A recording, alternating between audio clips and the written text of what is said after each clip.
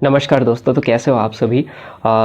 जैसा कि हमने आज के ट्रेडिंग सेशन के लिए 26 तारीख के ट्रेडिंग सेशन के लिए अल्ट्राटेक सीमेंट का स्टॉक सेलेक्ट किया हुआ था, क्योंकि यहाँ पे बायर और सेलर दोनों के ही स्टॉप लॉस अवेलेबल थे क्लोजिंग प्राइस के पास में।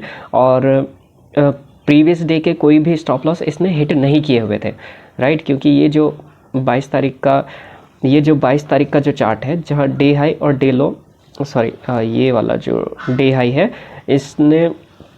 इसके स्टॉप लॉस हिट नहीं किए हुए थे। तो स्टॉप लॉस कहाँ थे, जो stop loss positional stop loss कहाँ होते हैं, डे हाई और डे लो के पास में। तो जो बायर के स्टॉप लॉस थे वो यहाँ पे थे, और जो सेलर के स्टॉप लॉस थे वो यहाँ पे थे और यहाँ पे थे पोजिशनली। अब अगले दिन क्या हुआ, 23 तारीख के दिन मार्केट ने किसी के भी स्टॉप लॉस को हिट नहीं किया था, जस्ट एक सेंटिमेंट क्रिएट किया हुआ था और लास्ट में बायर को एक्टिवेट किया था।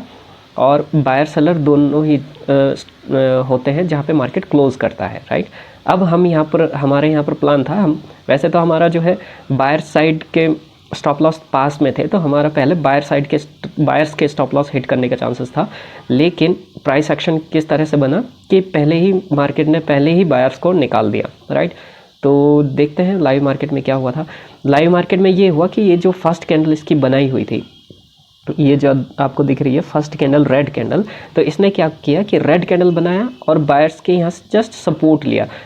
हम यहाँ पे प्लान कर रहे थे कि एक अच्छा सा रिट्रेसमेंट आ जाए और या फिर इंट्राडे में बायर्स को अच्छे से एक्टिवेट कर दे, तो हम यहाँ पर सेल कर देंगे। लेकिन क्या हुआ कि सेकंड कैंडल में इसने मौका ही नहीं दिया। सेकंड कैंडल में क्या हुआ, फर्स्ट कैंडल का भी ब्रेक डाउन कर दिया, मतलब इंट्राडे में भी सेलर्स आ गए।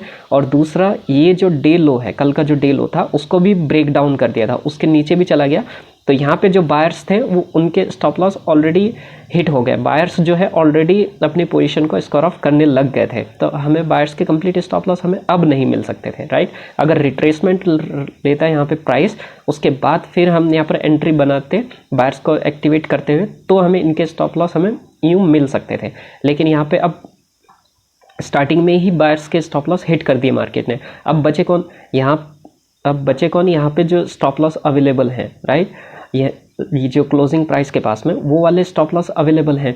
तो हम अब यहाँ पर क्या हुआ कि बायर कहाँ पे एक्टिवेट होगा, अगर जो रिटेलर होगा वो सोचेगा कि रेजिस्टेंस के ब्रेकआउट को क्रॉस कर दे, यहाँ पे क्रॉस कर दे या इस वाले लेवल को डे हाई को ब्रेक कर दे, तब फिर हम बाई करेंगे। लेकिन मार्केट को आप समझिए, मार्केट क्या काम करता है कि मार्केट को अगर बाइंग साइड में जाना है तो वो आपको मौका ही नहीं देगा, या फिर आपको पहले मार्केट से निकाल देगा। या फिर मार्केट क्या करता है, दो कंडीशन करता है। मार्केट सबसे पहले आपको डरा धमका के बाहर निकाल देगा, या फिर सेकंड चीज़ आपको मौका ही नहीं देगा बाइंग करने का। तो यहाँ पे ठीक उसी तरीके से क्या किया इसने कि फर्स्ट ये जो सेकंड कैंडल जिसने डे लो का ब्रेकडाउन किया था, उसके बाद अचानक से रिवर्स हुआ और एक स्ट्रांग बाइंग कैंडल बना दिया था। अब ऐसी कंडीशन में किसी की हिम्मत नहीं होगी बाइंग करने की, राइट। क्लोजिंग प्राइस का भी ब्रेकआउट दे दिया। अब ऐसी सिचुएशन में अब हम सेल नहीं कर सकते, अब हमें सेल करने के लिए सोच समझ के करना पड़ेगा। तो ऐसी कंडीशन में हम सेल नहीं कर सकते।